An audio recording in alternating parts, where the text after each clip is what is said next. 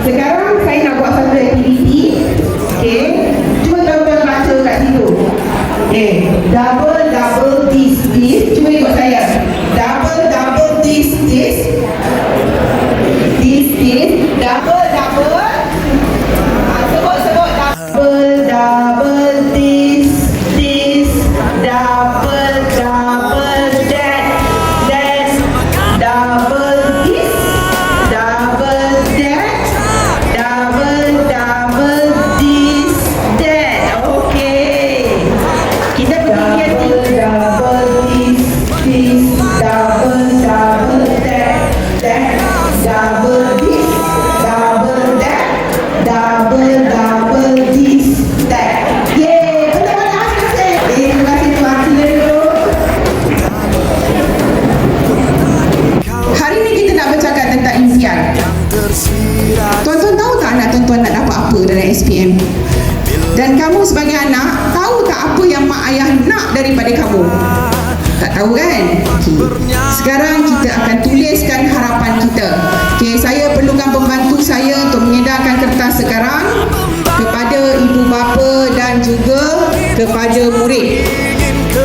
Okey, di situ saya nak tuan-tuan dan puan-puan tulis apa yang nak dikatakan dengan anak. Contoh, ayah harapkan Angah dapat sekian-sekian.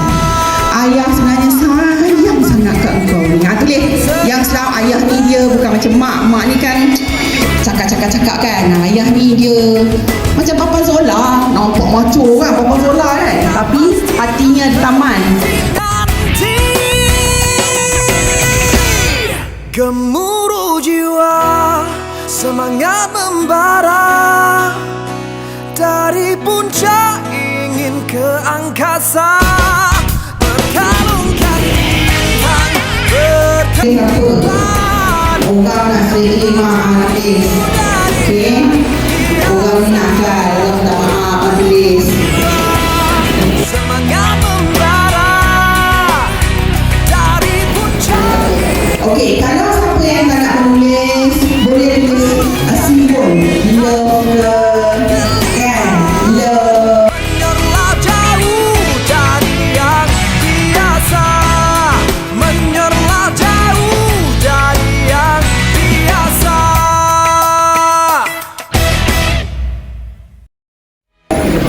Puan-puan kalau dah, okey, saya nak tuan-tuan dan puan-puan pusingkan kerusi menghadap anak.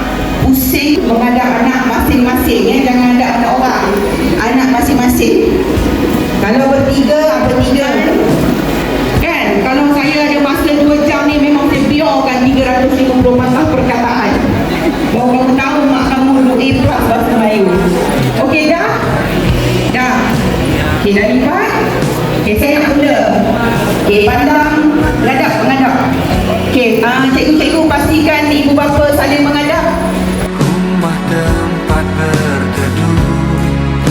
Jadi kita akan pandang pegang tangan mak ayah. Pegang tangan mak ayah kamu pandang kita dengan mati. Sampai hati kamu pandang mati mak ayah. Pandanglah. Okey. Okey, cakap mak.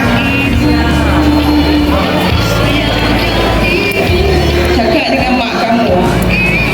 Mak orang sayang. Orang sayang apa? Okey. Okey, sekarang bagi surat yang tuan-tuan dan puan-puan buat kan. Okey, baca surat tu. Baca sekarang. Terima kasih kepada ayah kerana ayah banyak berkorban. Mak banyak membesarkan dan membuat banyak perkara untuk kamu. Okey, pandang mak ayah. Minta maaf nama ayah atas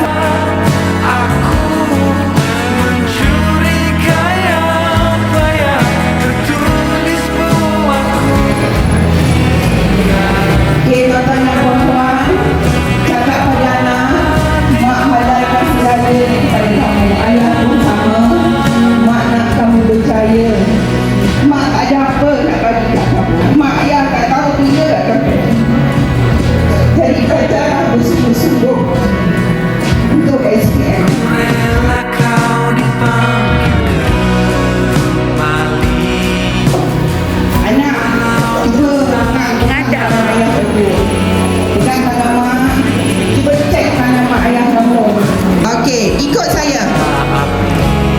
sayang. jadi Saya nak dengar suara sayang.